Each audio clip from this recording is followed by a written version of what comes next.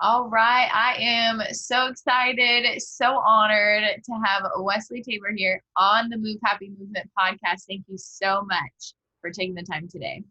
No, thanks for inviting me. Looking So, forward to this. yeah, I'm like super excited. You're my first like former government professional on the show. We met through, I believe it was LinkedIn, Yep. chit-chatting, saw each other's comments on somebody else's post, the magic of LinkedIn. Yep. And I knew I had to have you on the show. Like you're doing really cool stuff now with celebrities. So why don't you talk a little bit about what you used to do, what you're doing now, what you're excited about in the future? Sure. Well, first of all, happy birthday. Happy birthday. Happy So that's the birthday. first thing we want to talk about. So, hey, one more year and more success. Yeah. So, yeah, I used to work for the government. I worked for the Drug Enforcement Administration for almost 23 years, and it's been wonderful. I mean, listen, I can't tell you how many places I've been, the things I've seen. The government was a great career for me. Mm-hmm. Now, what I do, and we'll get into this a little bit more, is I'm in a consulting group. And it's me and two other individuals, and we help Hollywood and other people learn how to do what we did for a living for many years. Oh, cool. So cool. That is, yeah, that's really awesome. And that's taking you into your next chapter here. So why don't you tell us a little bit about how you got into that? I know we had talked briefly when we chatted a little while back. Yeah, sure. So I started out being a police officer Okay. in Tampa, Florida. And after working as a police officer, I started doing a lot of investigations that were a little bit more long-term. A good friend of mine joined the FBI. Mm-hmm. Of course, I was with the DEA. Mm-hmm. And he told me, he said, the DEA is a perfect job for you. It's a lot of excitement. You can go all over the world and do crazy stuff. Mm-hmm. You can do like almost like paramilitary things along Yeah. with law enforcement. And you could get to see the world while you get to do a important vital mission, which is kind of controversial right now. And Uh-huh. that is fighting the drug scourge, right? Yeah. And for a lot of people, even at that time, we're kind of like, well, the drug war, is it really worth it? The drug war, are we really going to chase potheads around? The drug war, is it bad, bad, bad? We're spending all this money. Mm-hmm. So I said, I kind of struggled with that myself. I was kind of like thinking to myself, well, okay, you got to remember, this is like the mid 90s. Yeah. Amphetamine craze was going on throughout the Midwest. It was really destroying a lot of families and a lot of people. We had just come off the crack epidemic of the 80s, the Mm-hmm. late 80s. Yeah. And I saw the first devastating effects, like, firsthand Mm-hmm. in the communities where I was a police officer. Mm-hmm. But ultimately, I decided, you know what, I'm going to join the DEA. And the Yeah. selection process took 2.5 years. Mm-hmm. So there's tens of thousands of people that apply every year, and very few make it, right? Mm-hmm. So the selection process took me, like I said, 2.5 years. So it goes through a whole Wow. selection process, Yeah. a written exam, and then you have to have polygraph, then you Mm-hmm. have to have panel interview, a physical fitness assessment, which at the time was pretty grueling because it was consecutive. So Mm-hmm. you had to do 2-mile run, the push-ups, sit-ups, pull-ups, and then you had to do a shuttle run, which was 120-yard sprinting. Mm-hmm. And you were pretty tired at the end of it. And they Mm-hmm. scored you, of course, and then they put all your scores together and they do a background check because you have to have a top secret clearance to be in the federal government as a special agent. And Mm-hmm. that's for most positions in the category where I was, right? Mm-hmm. So 2.5 years goes by, and I'm like, man, this takes forever. I'm still a police officer. I'm still a detective. Uh-huh. And so I got a call one day, and they're like, we have a class that's starting in 2 weeks. You want to go or not? I was like, Nice. 2 weeks? Well, I had a job, right? Yeah. I had done my job. I had, but I had been working toward this for 2.5 years. Yeah. I was like, it's kind of like, take this job opportunity or not, but if Yeah. you don't, we might not call you again, right? Yeah. So I took the job. I went through Quantico. It was 16 weeks. It was like 4-week academy, which was Wow. craziness. I Boot mean, the camp. first day we did a 9-mile run on the tank Woo! tracks in Quantico, Uh-huh. where the Marine base is. That's where the FBI and DEA Academy are. Now, back when I joined, because it was over 23 years ago, Uh-huh. we shared it with the FBI. Now DEA has their own Oh. academy, Uh-huh. right? So we have, this little rivalry between the Yeah, FBI yeah, and yeah. the DEA, but it's all in, listen, it's very friendly, right? Mhm. So I get out of the academy and I'm stationed in Des Moines, Iowa. And why Des Moines, Iowa, you ask yourself? Is there a Because lot of drug use out there? methamphetamine labs were, the methamphetamine craze was just, it was out of control. Wow. Having, Iowa. Never would have guessed that. never would have guessed it, 250 to 300 labs a year, What? a lab a day they were finding. It was, it was out of control. Because people are bored to death out there, or what? Listen, that's the kind of drug that, when you start using it, it's so addictive. Mhm. The physiological response and the triggers in the brain, Mhm. are so strong that once the Yeah. people started using it, it spread like wildfire. It was like, COVID. I mean, not that Yeah. bad, but it was horrible. So, I mean, when you're getting a lab almost every day, Yeah. and the average lab is producing maybe, and I'm kind of guessing at this point, several ounces. Mhm. But I mean, these are the homemade drugs, right? That's what Yeah. changed everything. When you go to get your Sudafed at the drugstore, Yep. and you have to give a driver's license to like get a cold medicine or a Yeah. antihistamine with a D on it. That's Yep. what changed all that. All the 90s changed that. Yeah. So yeah, so then I left Des Moines and I went to Guatemala, Mhm. and I worked in Central America, and that was a real wide opening experience because here I am, I'm 6'5", pretty white guy. Very different. It's a different culture. I just looked like a Yeah. giant. Uh-huh. It was probably one of the best times I've ever had. I mean, it Yeah. was really interesting. Yes, I really learned the language. I learned the culture, uh, and I really enjoyed it, and got to work really interesting things, flying around in helicopters with special forces, training, Wow. paramilitary police units, and Uh-huh. doing really, really cool things. I mean, we're seizing millions of dollars. I mean, without getting into too many details, Mhm. one time I was carrying $20 million in my car, $20 million. And then where And does it go? Did they destroy it or? that was, no, no, no, no. That was actually going to the United States. Oh, wow. So what happens is, and a lot of people don't know this, is everything we seize, we kind of put back into the law enforcement fund through DOJ, or the Oh. Department of Justice. So that $20 million went into a pot. Uh-huh. A lot of it went into the Department of Justice fund, Mhm. okay? Departments pool from that for funding. Okay. And then they also, some of that went to, because we have task forces where local law enforcement officers are working with us, obviously in the community, Yeah. and they get a portion of that money as well. So that's Oh. kind of self-funding, the investigations. Mhm. So that, that's something that a lot of people don't realize is Yeah. we put millions and millions and millions of dollars back into the law enforcement pot. And it's not just DEA that gets it, FBI, DEA, Mhm. Marshall. So there's a little bit of equity that goes back into what we've done. That's Um, incredible. yeah. So I left Guatemala. I went to Chicago. Mhm. And in Chicago, we were basically working Chapo Guzman's cartel Wow. and seizing millions and millions and millions of their dollars as well. So we would go into a house and you'd see the house just had tables with people sitting behind money counting machines, Mhm. counting money all day long, Like in the movies. like in the movies with AK-47s and the whole thing, right in the city of Chicago. Wow. Right in the city of Chicago. So, it's interesting. My Amber Alert's going off. It's interesting that, within these environments, city environments, Mhm. that we have, I remember this one house we went to was in a very quiet, upscale neighborhood. Mhm. I mean, the homes were very expensive, manicured lawns, Mhm. the 2.3 children, the whole thing, right? Yeah. Yeah.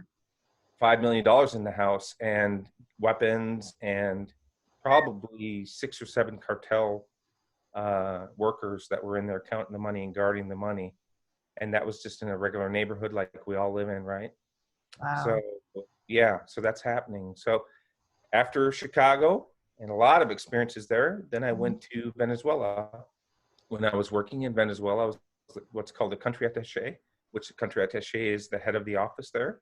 Mhm. And, I was doing a lot of catch-up work because at that time in 2010, Hugo Chavez was still alive. And I don't know if you know who Hugo Chavez is. Mhm. He was the president of Venezuela. Mm.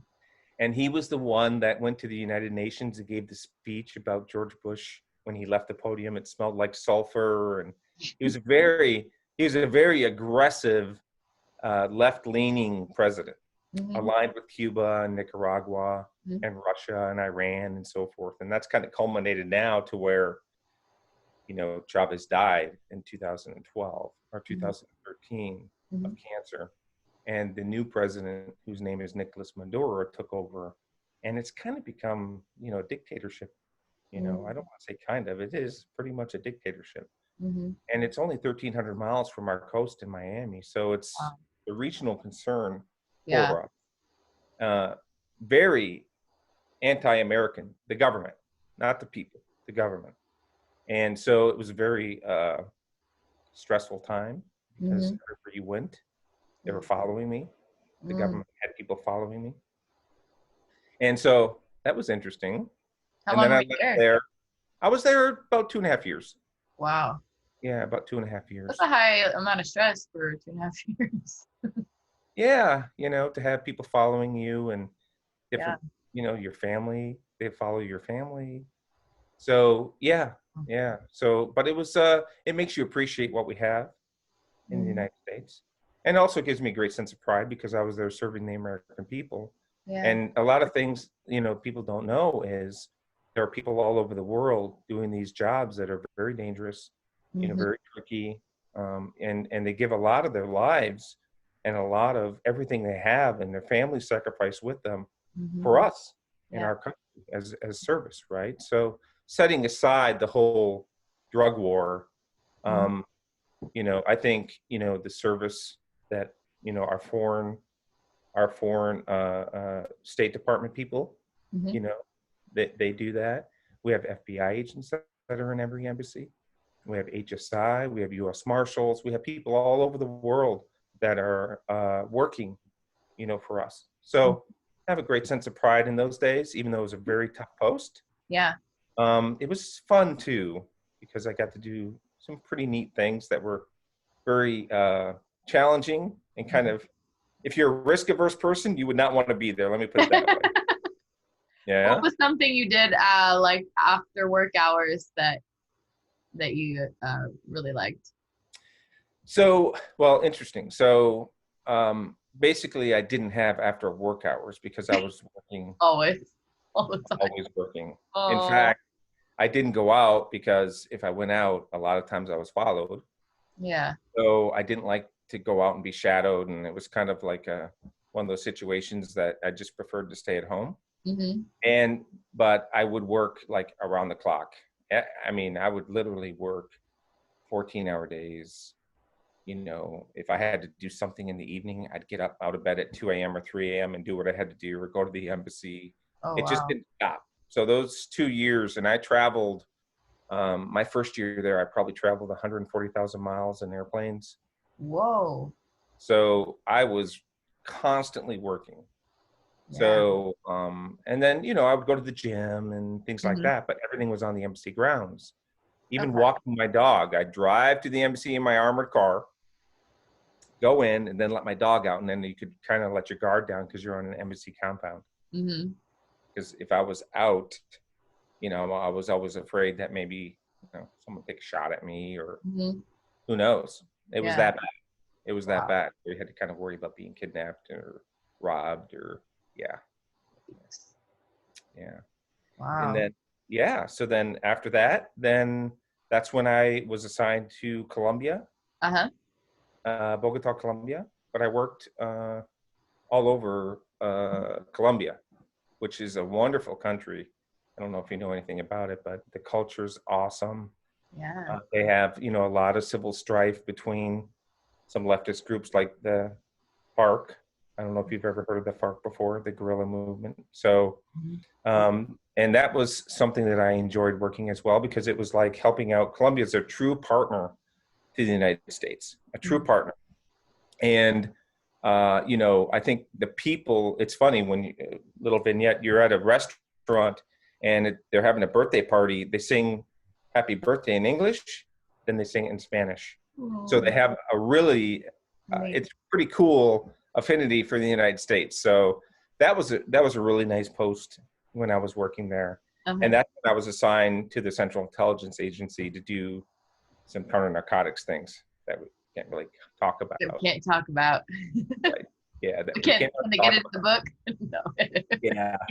Well, because I have to get some things cleared before I do anything. Everything has to be cleared, right? Yeah. So I have someone screen it and ensure that there's no possible information that could be sensitive or anything like that. That's like the biggest thing that you know, I'm concerned about. Because why would I want to?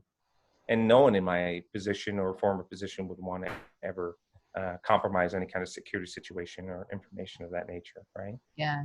So then I left Colombia. I went to Miami, and I worked in Miami for 2 years, and we seized probably upwards of 100 tons of cocaine.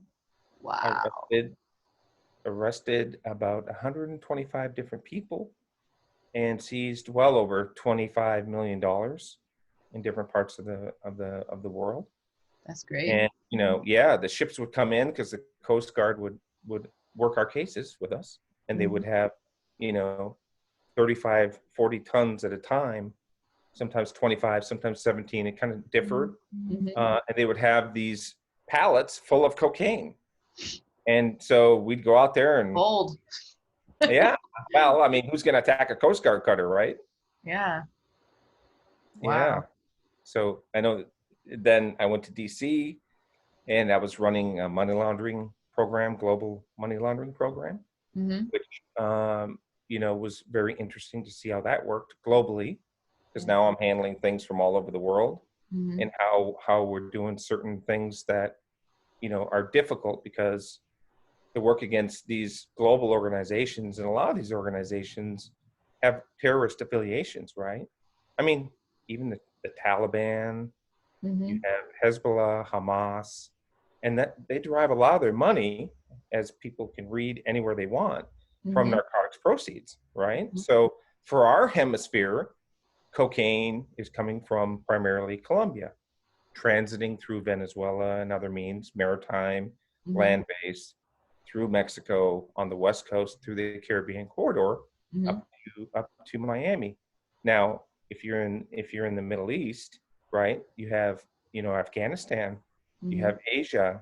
These are source countries for heroin production. So I got to see like the full picture of what we were doing globally. And I already knew a lot of this stuff, but to actually have to handle the administrative aspects of it was pretty daunting, right? And then we would review all the confidential informant payment plans and all these other things that we had to do. That was just a lot of insightful things for me when I was looking at, like, how do we manage these programs? Number one, how do we manage them correctly, properly, and legally, right? Yeah. And we have a team of lawyers that do all those things. Number two, how do we do it safely, and efficiently and everything else, right? Which is really switching those two up, right? Because you want it to be done safe primarily, but then again, we need to have it legally. Yeah. So, and I did that. I was only up there for about 7 months at that time. And then I went to Los Angeles. And then in Los Angeles, I ran several groups. I ran a strike force group, which was full of DEA and FBI agents. And had 2 supervisors, one from the FBI, one from DEA. And then we had a bunch of agents and analysts and special prosecutors, and that was exciting because we were doing things all over the world, right? Primarily focused Western Hemisphere, but it was pretty much wherever the leads take with the Drug Enforcement Administration. Mm-hmm. Wherever the leads go, we go. So if you have a case that touches in Africa or Europe, you're going, you're going to follow up, you're going to be on the ground. That's what I enjoyed so much about the job, right? Mm-hmm. Because it was literally, oh, I have to go Mm-hmm. to Madrid on this thing. Okay, well, all Yeah. right, let's go. And you would go, right? So during that time, then I had a sensitive investigative unit where I was working some things. Can't Uh-huh. talk about things. Can't And talk. then I was doing a money laundering group. They were attacking people that were using money laundering on a global aspect. And they were trafficking large amount of drugs, large, like multi-ton cartel groups and things like Oh, that. And that's where I retired, out of Los Angeles. I retired, and that was in March, the end of March. And that's when I started Celebrity Consulting Group, which yeah. is myself, a former Navy SEAL DevGru guy, Uh-huh. and a Marine that does international training for firearms and weapons. That is And so that's cool. kind of like summarizing a little bit of my career. Yeah, I love Um, it. And at which point, which station or whatnot, did you start getting requests from Hollywood and from the movies for, these authentic consults and whatnot? Sure, sure. So the first the first time I ever had it was I had received a phone call about Venezuela, and I Okay. was talking to this producer, and it was pretty interesting. He was kind of inquiring about what's happening in Venezuela, what's going on, and I still talk to him today. Mm-hmm. He has not done anything with it Mm-hmm. at this point. I'm sure he Uh, does have plans at some point to do something, yeah. whatever that might be. Yeah, nobody's But filming right now, probably. no one's filming right COVID. now. And just the thing, when I said, do you know who Hugo Chavez is in Venezuela? You were kind of like, who's Hugo Chavez? Yeah. Well, a lot of people in the United States really don't understand how important that country is within our hemisphere. Mm-hmm. So, yeah, I started getting some ideas then, like, well, that would be an interesting kind of like parlay into what I've been doing when I retire, but I didn't really give it too much thought. And Mm-hmm. then so when I moved to Los Angeles, and even in Guatemala, we had some things where um, there was a reality TV show that was in Guatemala at one point, and they wanted to meet with some of us because DEA has a heavy presence in Central America. We're very embedded in the countries, and we are very active. We go out into the country. So, I mean, we would be out in the middle of the jungle. We'd be flying to the Petén, which is where all the pyramids are. We're just doing things all over the place. So that's where we got to meet some people who were doing some advances for that TV show. Mm-hmm. And so I got some experience then too, telling the guys, well, like, here's the deal. You got to be careful of this, this, and this. Yeah. And you have to get people from the local area to come in. You have to vet them. You have to make sure that they're not going to, do something that's going to create an embarrassment for your company or leave Yeah. you hanging. There's a whole Yeah. host of security issues as well. So we would kind Yeah. of help them, push them in the right direction because, we want to help, especially an Yeah. American company, right? That's what we're there to do, help them out. So, Yeah. and then when I was in Venezuela, I'm sorry, when I was in Los Angeles, I had the opportunity to meet with a few producers Uh-huh. and some actors, and they'd say, well, how do I become a DEA agent, right? How do I act like a DEA agent? What do I do? And I said, well, Yeah. that's a pretty big question, Yeah. but give me what you're doing. Give me, a role. So I remember one individual, I won't use his name, but he's a listed actor. Mm-hmm. And he came in and not a cowboy hat. He had a hat on. He was dressed like a cowboy, but he had a hat on. And Uh-huh. I was like, hey, I know this guy from the movies, And then Uh-huh. he was escorted by another person in the office that was handling all of our public information.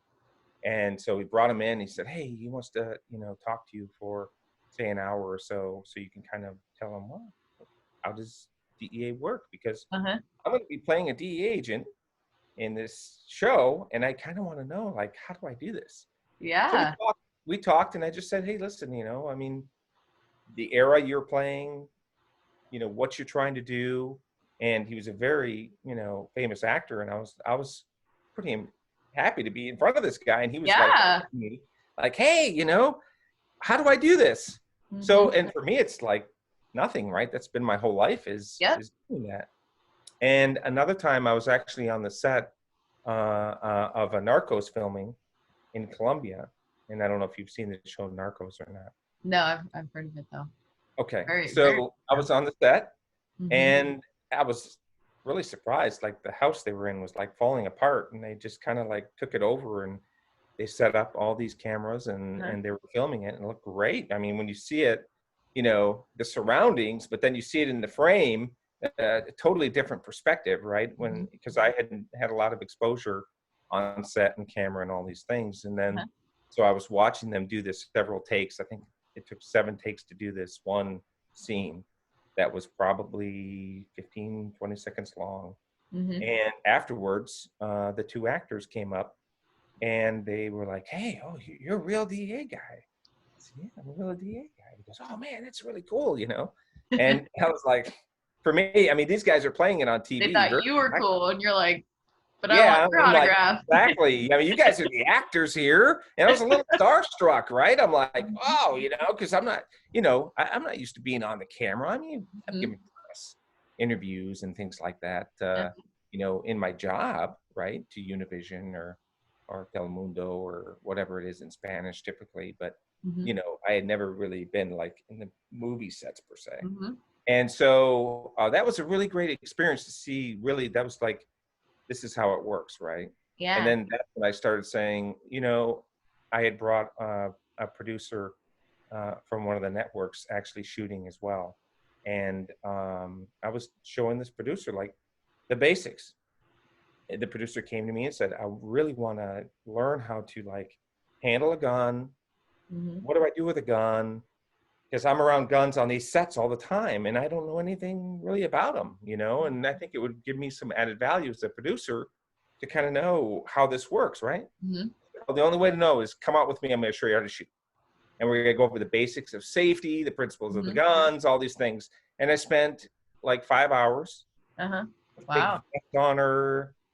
We shot probably, she shot probably close to 300 rounds, which might not seem like a lot, but it's quite a bit when you're never really shot a gun before. Yeah. But at the end of the training, I think she had a really good grasp of basic safety concepts, mechanisms and how they work. And then she was shooting wonderfully. I mean, listen, from 20, 25 yards, she was hitting a pattern like that. She was like, great.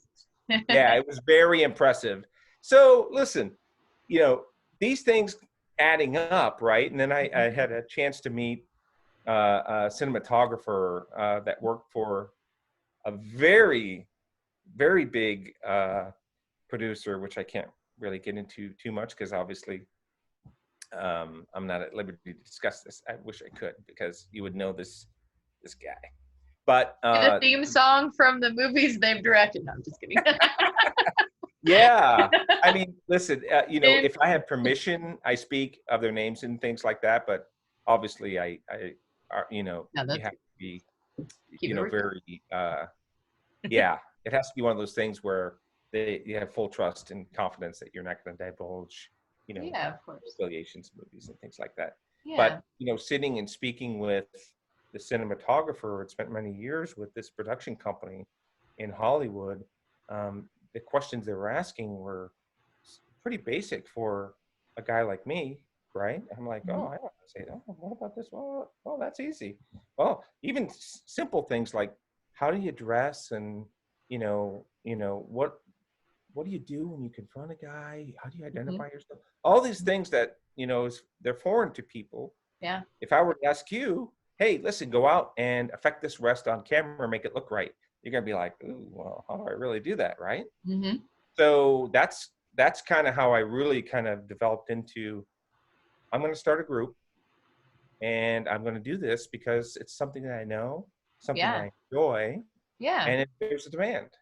There's a demand.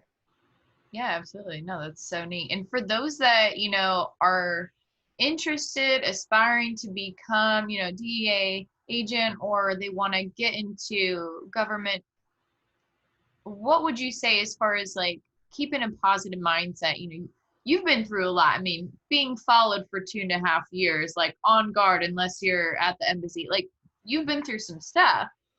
What have you done, or what are some tips, tricks that you've learned along your journey in kind of keeping your mental health in check? You know what I mean? Sure. That you could share with our audience. I think, listen, the first thing you have to do is whenever you're thinking about going into any kind of service, right? Your heart has to be into it.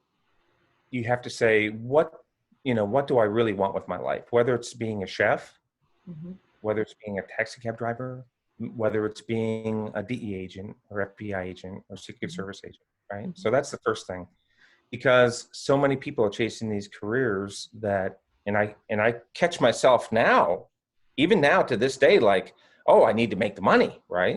But Mm-hmm. then the other side says, well, listen, I mean, is that really what's going to make you happy per se, right? Mm-hmm. Mm-hmm. So, and government service is kind of controversial right now when you're talking about law enforcement, Yeah. right? So, I know a lot of young people whose parents, some of them have been law enforcement officers or federal agents, and their children wanted to follow in the footsteps, and now they're just like, I just don't want to be a part of that. I don't want to expose myself or my family to those stresses. Yeah. But here's what I say to people that want to go into it.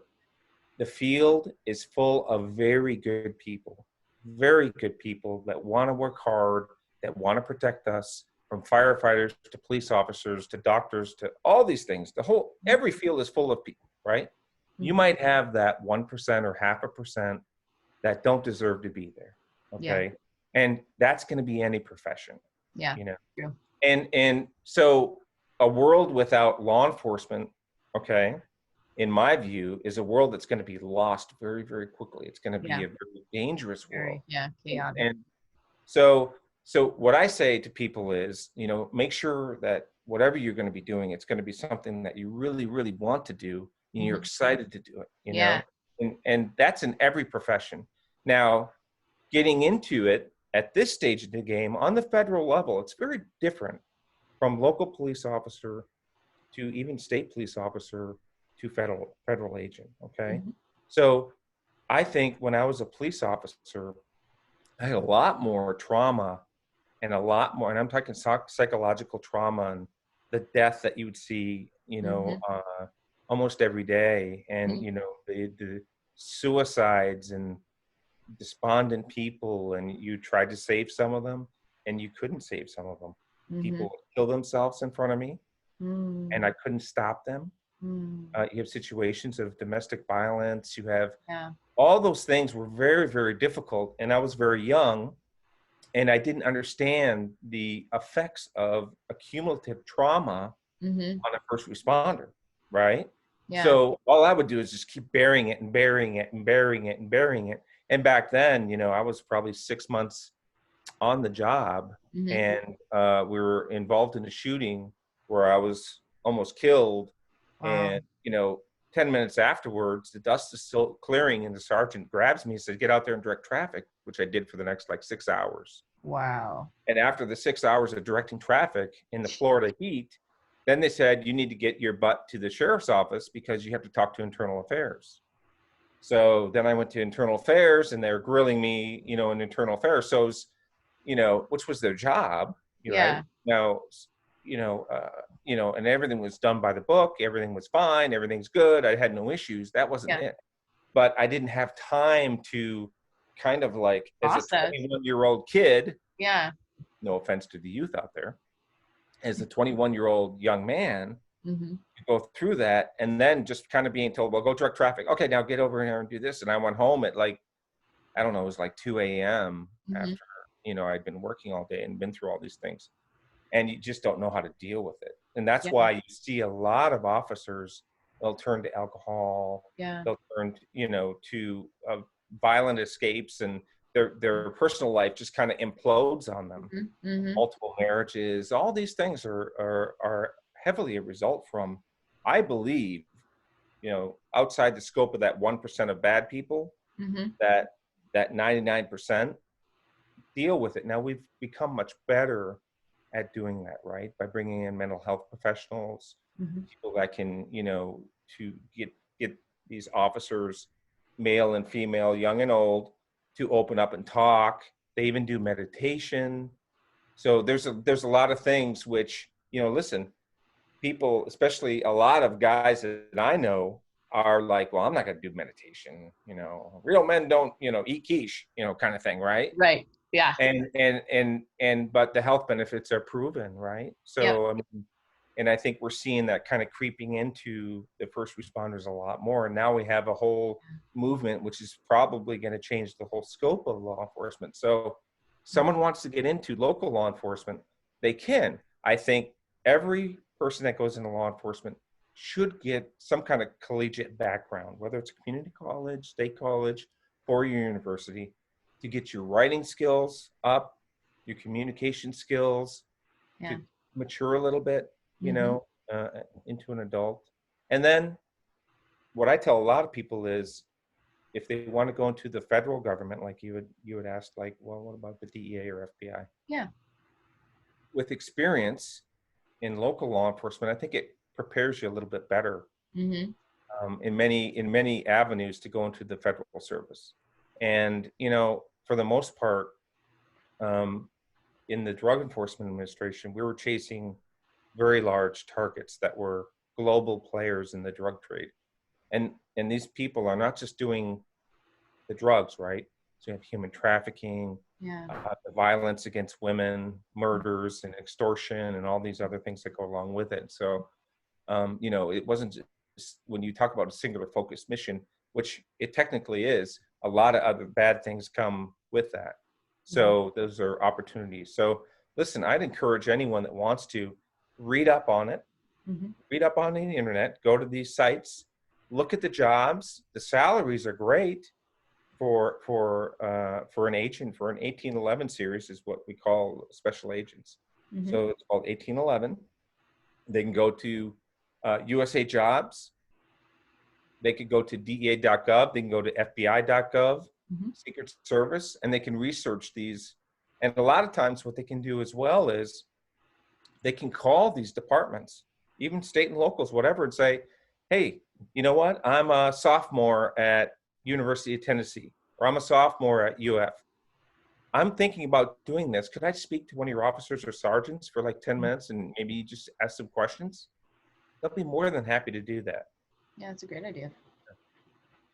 Awesome. So that's kind of Those are how I feel excellent about tips. Thank you. And you reminded me too, when you were talking about, a lot of the men not wanting to do meditation, and maybe some women too, officers. When I worked briefly in the Pacific Northwest, there's a joint base, Lewis McChord, with the Army and Air Force Base. We were providing, health coaching, education for active duty soldiers and their spouses and retired veterans. And we didn't call it meditation. We called it resilience training. It was under the medical umbrella. They changed the language because they knew that the soldiers would be more receptive to it if they titled it kind of like a battle term, like you want to have this resilience so that you can help take care of your families when you're with your family.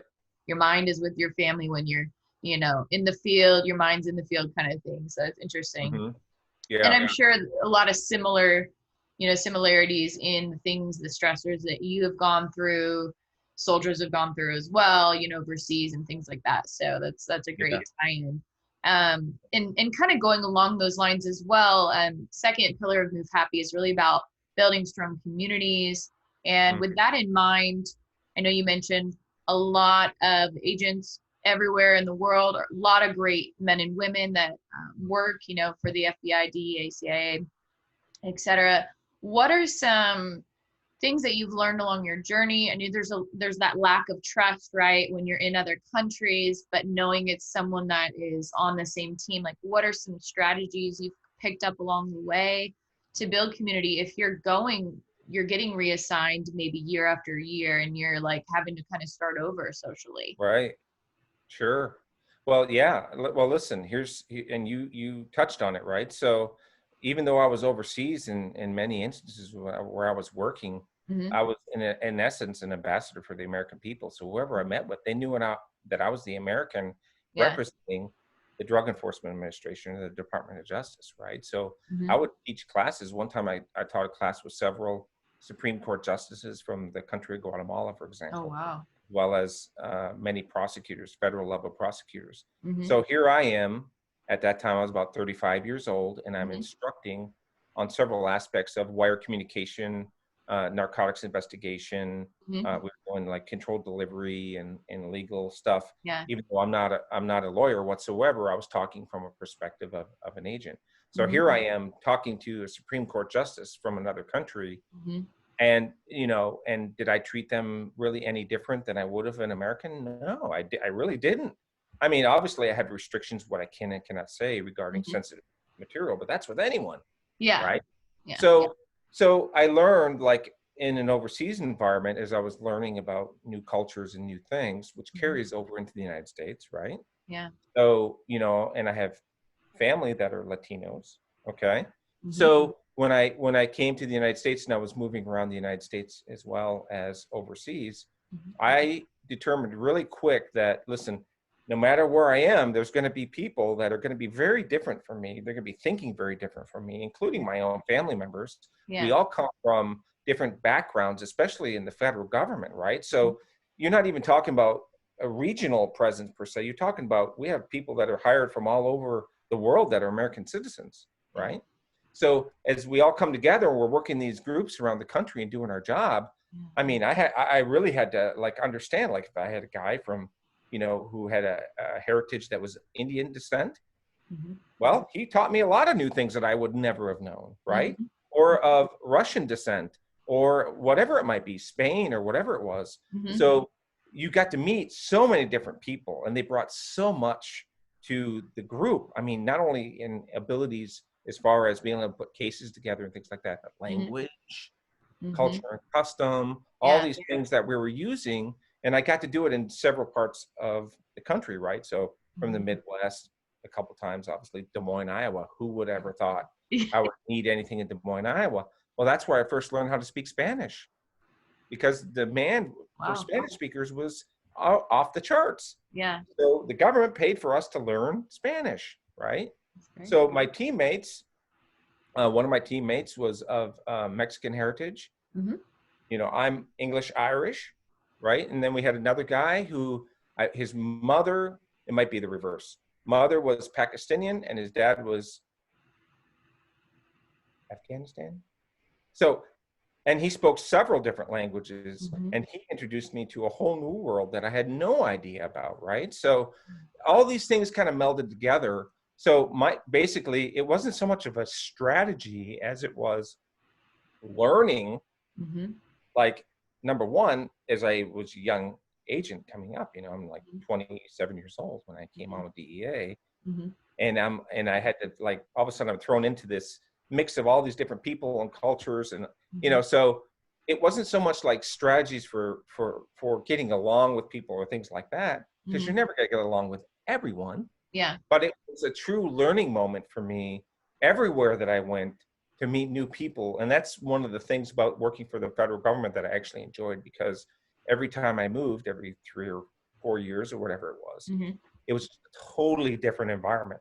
Mm-hmm. I mean, Miami is totally different than Los Angeles. Los Angeles is totally different from Chicago and Bogota and Venezuela and so forth. So it really created this toolbox full of tools for me. Mm-hmm. And, did I, sometimes I failed, sometimes I didn't.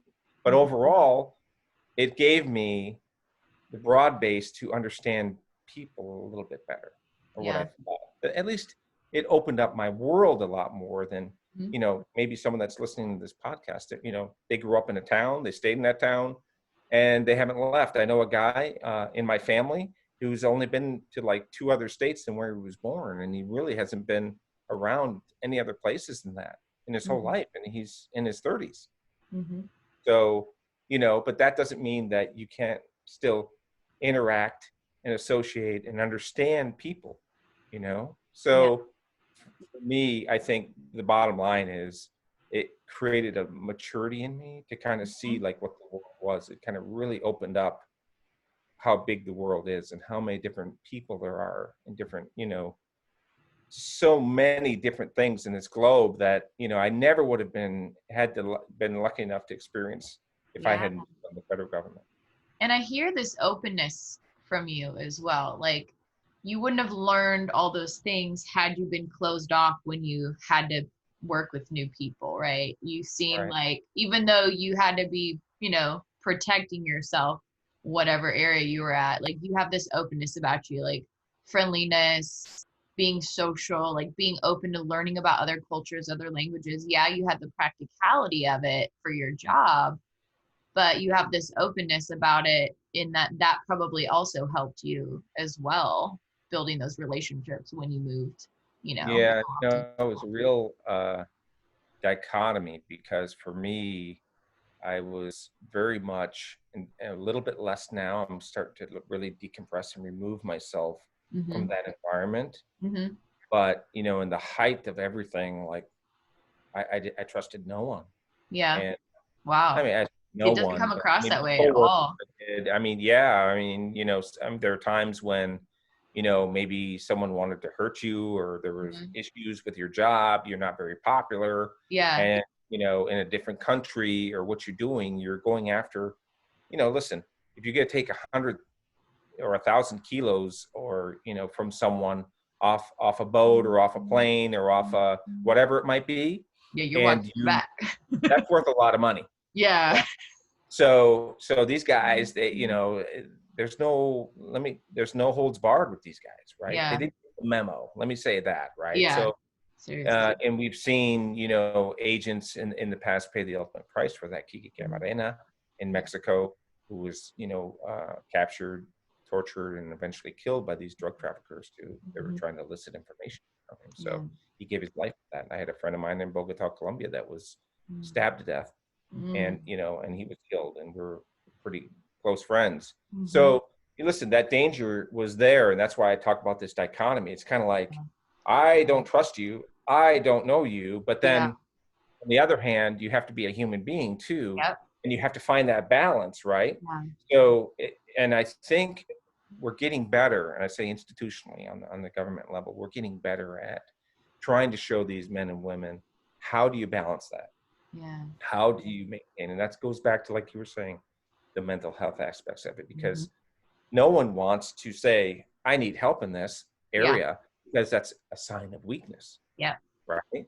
So in many people's eyes, it's a sign. It was in my eyes. I Yeah. was like, I ain't gonna ask him for help. What, are you kidding me? Everyone's gonna look at me like I can't take it. Yeah. I'm a tough guy. You got to be a tough guy or a tough girl, right? Mhm. Mhm. So that impeded a lot. But what I found helped me was I would just focus on my job, and I Mhm. took great pride in my job. Mhm. And unfortunately for me, I don't think that I handled that dichotomy on a good scale. I let a lot of that get to me over the years, and it Mhm. was very hard to kind of to remove myself from, listen, if you're seeing people hurt, you're Mhm. seeing people killed, Mhm. you're seeing people abused, and Yeah. that's your job Yeah. over and over and over and over and over and over for 30 years, Mhm. it's so difficult not to get into that mindset. Yeah. And so life lessons to others, right? It's like, tackle that early on. And I think we're better at that now. Tackle that early on. A lot of people, they will, into religion. They'll Mhm. do religious activities in their God and with their faith and all these things. Mhm. Other people will do physical things. They'll run marathons, Mhm. or they'll compete in boxing Yeah. or martial arts, or like you said, we're going to do some meditation. What'd you call it? Resilient. They called it resilience-based training. Yeah. Mhm. Resilience-based training, Mhm. something like that. And here's something that I noticed probably a good 10, 12 years ago is I saw sports figures that were doing that. Yeah. And that made it much more approachable for these macho men Mhm. to say, oh, you know what? Maybe I'll look into that, right? Yeah, Yeah. definitely. For sure. Absolutely. And you really led it to a great transition for the third pillar of Move Happy is movement related. We know exercise and fitness is so important for our mental health. Move Happy started from a program I created in a psychiatric hospital. We had zero budget. I think we had $100 split between like 15 staff. So it was like you could buy one dumbbell for the whole class or figure it Right. out without that. And so with that in mind, what are some of your most enjoyable activities that maybe don't cost a lot? That's super easy, right? So what a lot of people in DEA didn't know about me was that I had broken my neck in several locations. I had to have a spinal fusion. I have a spinal Wow. cord injury. In 2001, I was hit by a drunk driver Oh, wow. and killed me. Had to learn how to use my arms again, walk.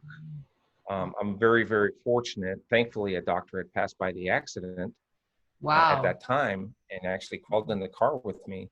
My neck was all turned and I was upside down in the vehicle and I was just paralyzed. And Mhm. he said, listen, I'm going to give you the option of this, but you could die when we do it. I'm going to straighten your neck out. It's your only chance that you're ever going to walk again. So I'm sitting there while Wow.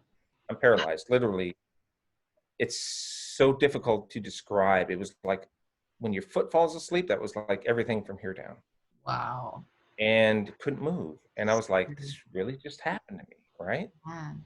And so he straightened my neck out. Uh-huh. And I felt a burst of energy, but I still couldn't move anything. Mhm. And I said, wow, I just felt something crazy. He goes, don't move. And he stayed with me in the car till they put me. And, a year later, before that, I had been, I was about 275 pounds, but all muscle. I was doing a lot of martial arts. I Mhm. love tournament fighting, all those Mhm. things. That was my sport, right? Now, I break my neck. I'm working for the U.S. government, but I was on basically sick leave Mhm. for almost a year. And I said, well, what can I do? I said, well, I have to get back into shape. Mhm. And the basics, it doesn't cost anything to go out and to run. And I fall short all the time, especially as I get older, right? Because I'm like, I don't want to go running.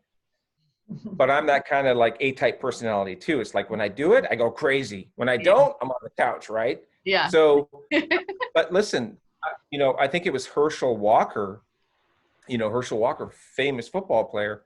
His workout consisted of push-ups, pull-ups, and sit-ups and Mhm. running. Mhm. Doesn't cost anything. Yep. Doesn't cost you a dime, right? So, and I think back to all those years that I had kept into shape. And then, of course, I went from, being extremely athletic to all of a sudden, like in a hospital bed, unable to barely move, and Mhm. then slowly rehabilitating myself to Yeah. where I came back. Luckily, I came back 100%. Yeah. And, and then I still incorporated physical fitness into my everyday life. Mhm. Obviously I had my ups and downs and some days I wouldn't, or, I go through a stretch or something, but to work through it with the pain, because I have a lot of pain in, my neck and so forth. So, Mhm. but even to this day, I still exercise, Yeah. and so I would encourage people, and this is something that, I would tell young kids, whether women, girls, men, boys, whatever, get Mhm. into some kind of martial arts. It doesn't have to be, you don't have to go, WWE. You Mhm. don't have to go into cage fighting. You Yeah. don't have Yeah. to go into all these violent aspects of things, Yeah. because what it does is, and this is, I started out learning Kung Fu. Mhm. Okay, so I was learning Kung Fu, then I went into open style karate and so forth. So, and some Aikido and things like that. And what it did for me was it really kind of principled me into like, number one, you don't go around beating people up, right? This is about your mind, your body, bringing it together, Mhm. discipline, respect, Yeah. all these things that were taught, from the Far East, right, that were brought over to the United States that still carry over. Mhm. And I tell you, man, even to this day, I still do many of these things, but I don't practice it like I did because I Mhm. just kind of stopped doing it for my neck and I Mhm. just focus more on cardio and things like that. But Mhm. you can now with YouTube and with some of these clubs that are out there, Mhm. these youth clubs, they practice this stuff. So it's great for kids and father son, mother Mhm. daughter, mother Yeah. son, and they could do these things together. But yeah, and that kind of gets to kind of what you do, right? in a sense. Martial arts, you know this, it's a very, the intrinsic, you want to focus on yourself and the chi that you have and all these things.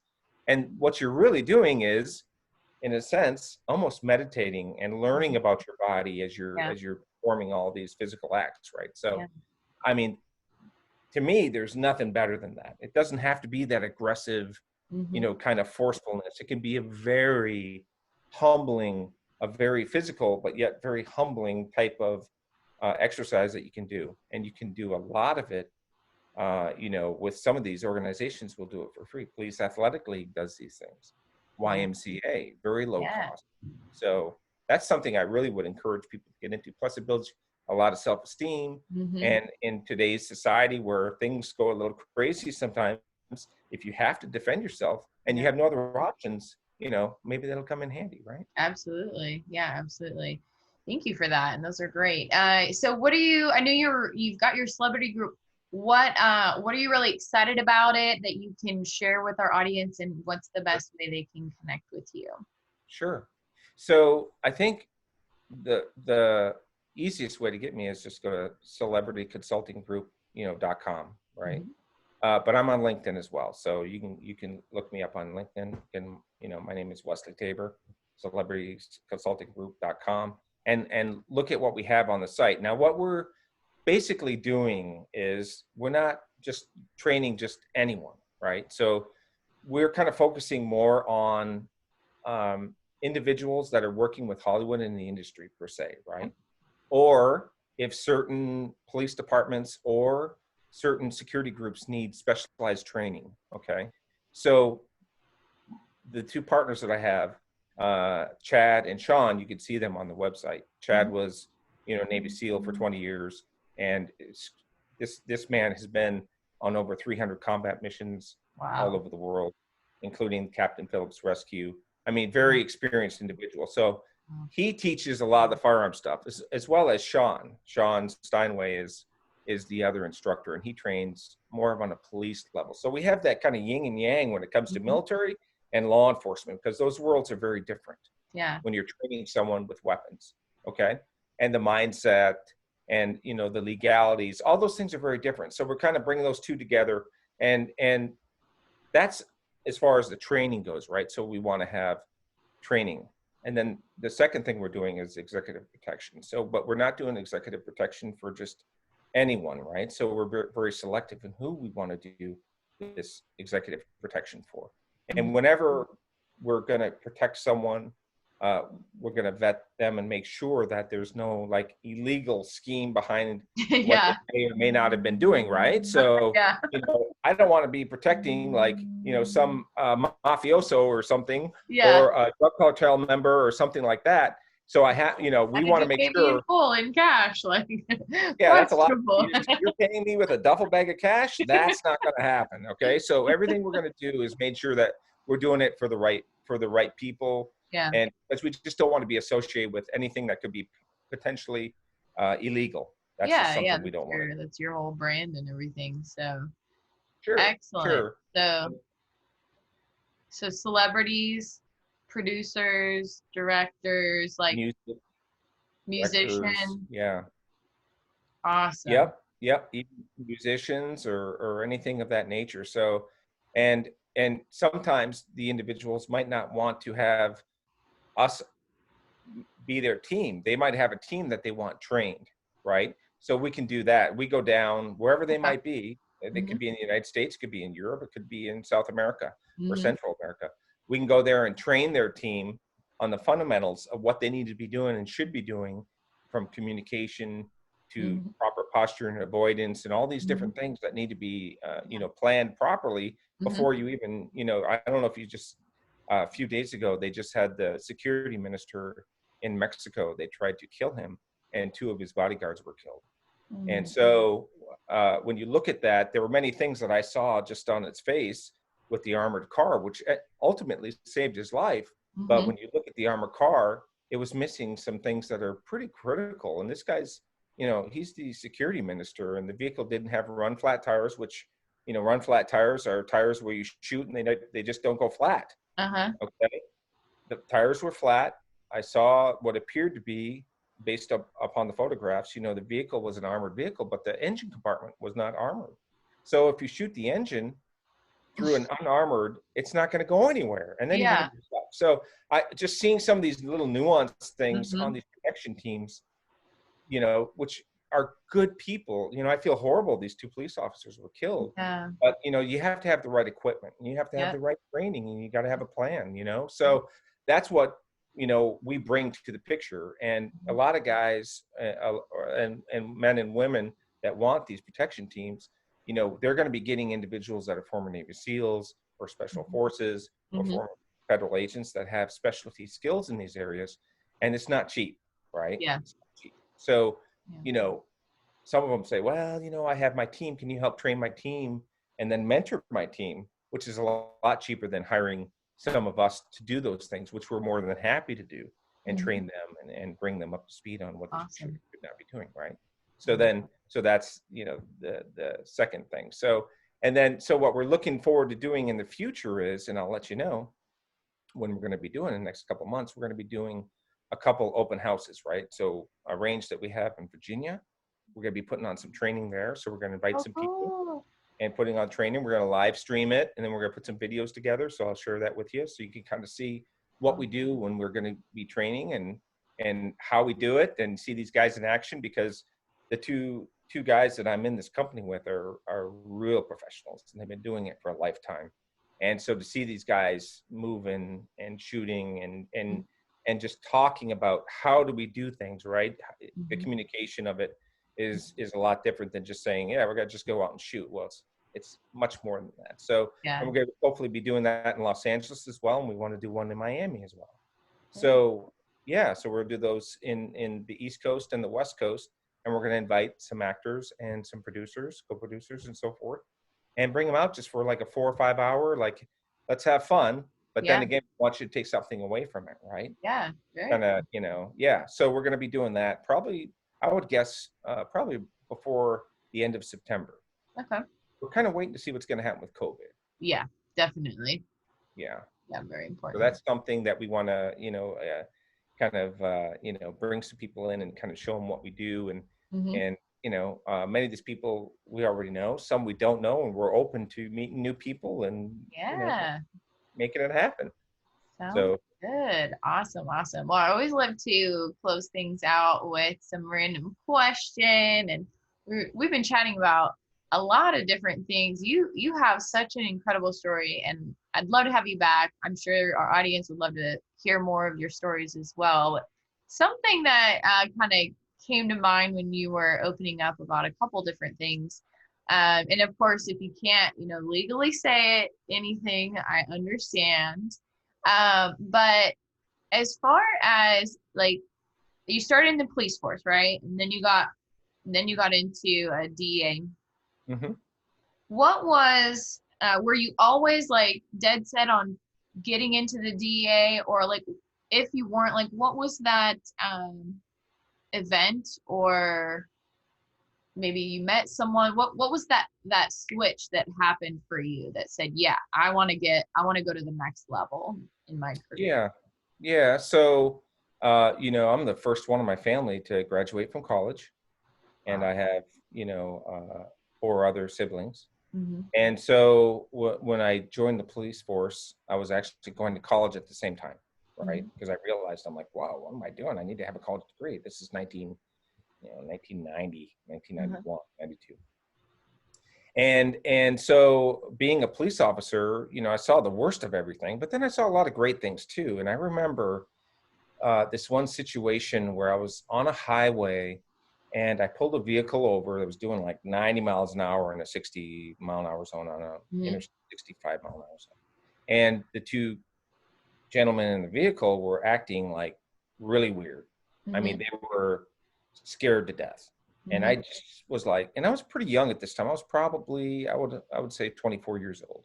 Okay. And so I said, I got the driver out and I said, hey, why are you so nervous? What's going on?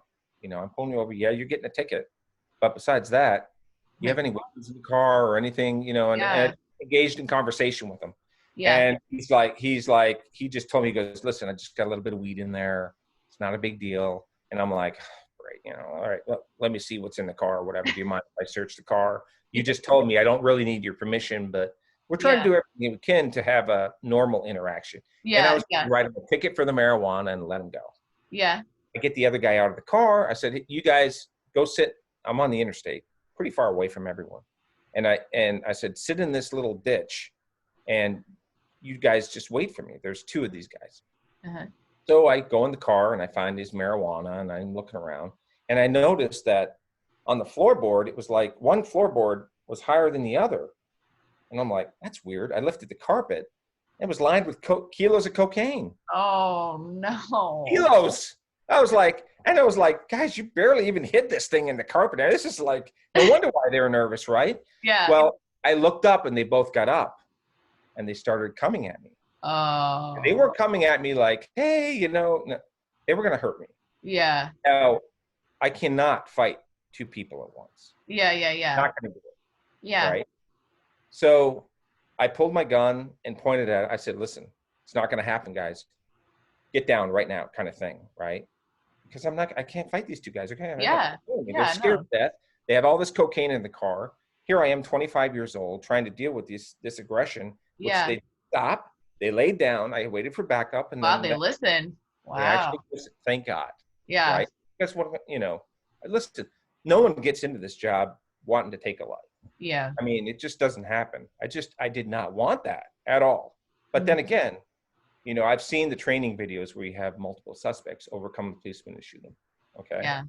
It happens all the time. So, but at that moment, I kind of realized like these guys were actually thinking about like taking me on or killing me and leaving with this cocaine in the car. I mean, it just kind of set into me like, wow. And I started seeing the victimization of people that were using these drugs over and over and over and losing their families and their homes and their businesses and their lives and themselves. Right. And it's very difficult to see over and over and over, you know, especially with drugs like, and I'm not talking about marijuana here. Okay. Listen, most states are saying it's decriminalized or legal or through prescription. I'm not talking about someone using marijuana. I'm talking about someone using heroin or methamphetamine or crack cocaine or something like that, a devastating drug that is your body cannot control it. And I just said to myself when you know, I was on a SWAT team. So my SWAT commander had gone to the FBI. That's the one that I told you that called me and said, have you ever thought about the TEA? It looks like something you really enjoy. And then I thought, you know what? That's a really good mission. I have the chance to, you know, serve, but also do it in different countries and all these things, but not go after like the small little drug dealer in the town, which can do a lot of negative things in the town, right? Yeah. But I had the chance to go into source countries and try to cut off large quantities of these drugs from the United States. And I don't want to get into the, you know, the war on drugs and the failure and all that, because in many ways, the drug war has failed. It really has in many, many ways. But I think for me, it was, as a police officer, that moment in time when I saw a distinct, clear line that people were willing to cross for this thing called drugs. Yeah. And it was my opportunity to do something that I felt was an honorable profession that was going to make a difference in our country. And that really is what prompted me to get into it. It really is. Yeah. Powerful. Well, thank you for your service. Thank you for your time. This has been so fun. Can't wait to have you back on the show. Well, thank you very much. I really appreciate it. It was a lot of fun.